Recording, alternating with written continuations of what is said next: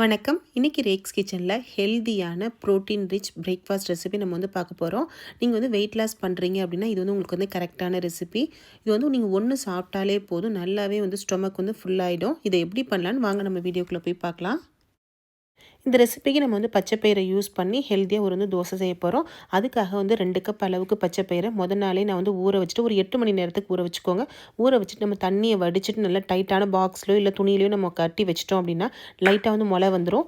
முளை வந்த பிறகு இதை நம்ம எடுத்துகிட்டு இது கூட நம்ம வந்து பச்சை மிளகாய், உங்களுடைய காரத்துக்கு தகுந்த மாதிரி பச்சை மிளகாய் சேர்த்துக்கோங்க. நான் இன்றைக்கி 4 பச்சை மிளகாய், 1 டீஸ்பூன் ஜீரகம், சின்ன பீஸ் இஞ்சி, 2 கைப்பிடி அளவுக்கு வந்து பசலைக்கீரையை வந்து ஸ்பினாச் வந்து பேபி ஸ்பினாச் நான் வந்து சேர்த்துக்கிறேன்.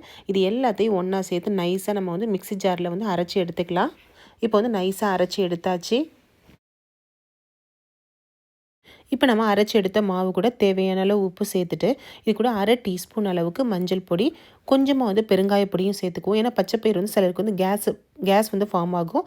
அதுக்காக கொஞ்சம் பெருங்காயத்தையும் சேர்த்துட்டோம் அப்படின்னா கேஸ் பிரச்சனை நமக்கு வந்து இருக்காது. இப்போ எல்லா பொருளையும் நல்லா கலந்துட்டு இதை வந்து நல்லா தோசைக்கல்லை வச்சு தோசைக்கல் நல்லா காஞ்சி வந்த பிறகு இந்த மாதிரி தோசையாக வந்து ஊற்றிடலாம்.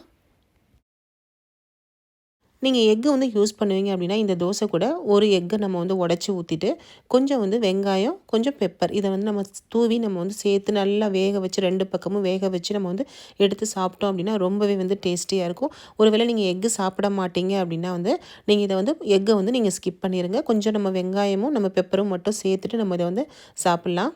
இப்போ லைட்டாக நம்ம வந்து வெங்காயத்தை வந்து சேர்த்துருவோம். இப்போ கொஞ்சமாக வந்து மிளகுத்தூளை வந்து சேர்த்துக்கிறேன். உங்களுக்கு எந்த அளவுக்கு தேவையோ அந்த அளவுக்கு சேர்த்துட்டு ஆயில் வந்து கொஞ்சம் உங்களுக்கு வந்து எந்த அளவுக்கு தேவையோ அந்த அளவுக்கு சேர்த்துக்கோங்க. இது கூட வந்து நம்ம நெய் வேணாலும் வந்து சேர்த்து செய்யலாம்.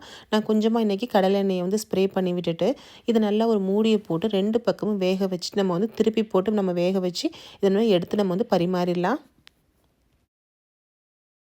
இப்போ சூப்பராக பச்சைப்பயிறு முட்டை தோசை நம்ம வந்து ரெடி பண்ணிட்டோம். இது வந்து குழந்தைங்களுக்கு வந்து ரொம்பவே பிடிக்கும். நீங்கள் வெயிட் லாஸ் பண்ணுறீங்க அப்படின்னாலும் இதை வந்து நம்ம வந்து பிரேக்ஃபாஸ்ட்டுக்கு வந்து எடுத்துக்கலாம். ரொம்பவே ஹெல்த்தியான ரெசிபி, ட்ரை பண்ணி பாருங்கள். ரொம்பவே டேஸ்டியாகவும் இருக்கும். ஃப்ரெண்ட்ஸ், உங்களுக்கு இந்த வீடியோ பிடிச்சிருந்துச்சுன்னா லைக் பண்ணுங்கள், உங்கள் நண்பர்களுக்கெல்லாம் ஷேர் பண்ணுங்கள். கூடவே நம்ம சேனலை மறக்காமல் சப்ஸ்கிரைப் பண்ணிக்கோங்க. தேங்க்யூ.